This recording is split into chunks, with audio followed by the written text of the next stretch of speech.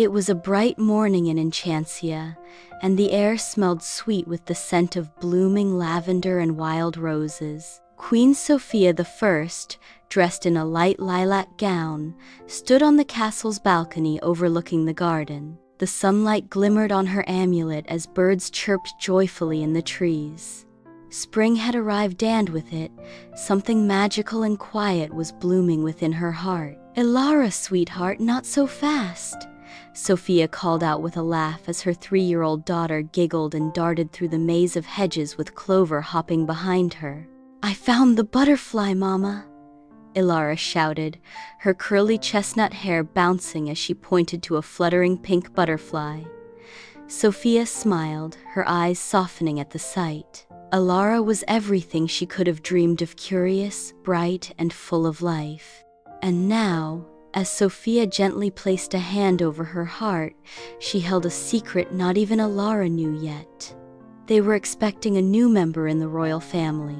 Inside the castle, Prince Leo, Sofia's husband, stood in the library reviewing a map of the kingdom's new bridge project. As he marked a spot on the parchment, he heard soft footsteps behind him. Turning, he saw Sofia walk in, her face glowing more than usual. He raised an eyebrow with playful curiosity. "You've got that look, Your Majesty. Something you want to tell me?" Sofia laughed gently, stepping closer. "I do." Leo set down his quill and focused on her fully. "Good news, I hope?" "The best," she whispered. "We're going to have another child."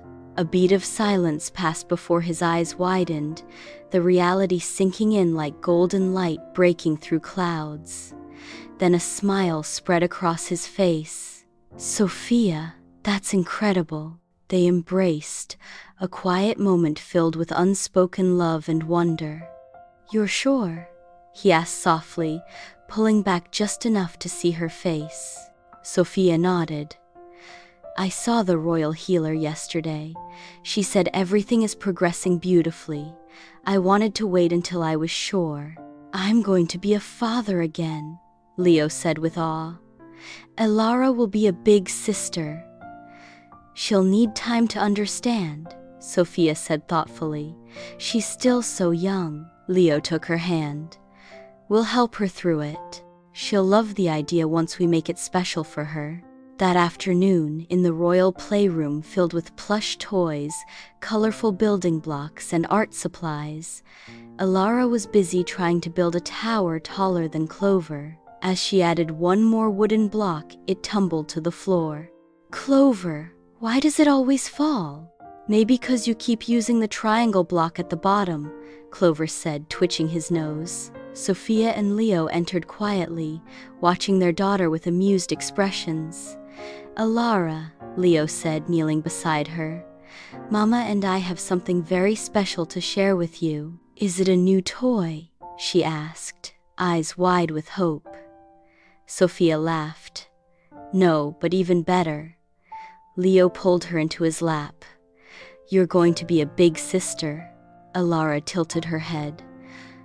"What's that?" Sofia sat beside them. "It means there's a new baby growing inside Mama. One day soon you'll have someone to play with, share stories with, and help take care of." Elara blinked. "A baby like my doll?" Leo smiled. "Kind of, but very real and very loved." There was a long pause as Elara processed it. Then, unexpectedly, she clapped her hands. "Can I show them my toys?" Sofia and Leo laughed together, relieved. "Yes, darling," Sofia said. "You'll be the best big sister." Over the next few days, the castle buzzed quietly with joy, though the official announcement was kept private. Only the closest members of the royal family and staff knew. Flora, Fauna, and Merryweather arrived at the castle to give Sofia their blessings. "It's a wonderful thing," Flora said warmly. "And you don't look a day older than the day you became queen," Merryweather added. Sofia smiled. "Thank you. I'm not ready for the kingdom to know just yet. I want this time to feel calm, just us, as a family." Bailiwick nodded respectfully when told the news. Your Majesty, we shall ensure everything is ready when the time comes. I'll coordinate with the palace nursery and the royal midwife. Quietly, of course. Sofia appreciated how gently everyone treated the moment. She didn't want attention, just connection, the quiet magic of life growing within, and the excitement of watching her daughter prepare to be a sister. One evening, as the sun dipped behind the Enchancian hills, Leo and Sofia strolled through the garden while Elara rode on Minimus beside them, led by a stable hand. The soft clip-clop of hooves echoed peacefully. I remember being nervous before Elara was born, Sofia admitted. Now I feel grounded, grateful. Leo nodded. We've grown since then. You're a wonderful mother, Sofia, and Elarashi's going to make a wonderful sister. They paused under the wisteria tree, the same place Leo had first told Sofia he loved her. Sofia looked up at the stars starting to peek through the twilight. Do you think it'll be a girl or a boy? I don't know, Leo said. But I do know they'll be loved more than they could ever imagine. Sofia leaned against him, heart full. Later that night, Elara tucked herself into bed as Sofia read from the Royal Sisters of Avalora. When the story ended, Elara looked up with sleepy eyes. Mama? Yes, sweetheart. Will the baby like butterflies too? Sofia smiled. If they're anything like you, I'm sure they'll love them. Elara reached over and patted her mother's hand. I'll teach them everything. I know you will, Sofia whispered. A new chapter was beginning, one whispered softly like a lullaby on the wind, filled with quiet promise, deep love, and the beautiful unfolding of family. And though the world didn't know it yet, Enchancia was about to grow even brighter. The end.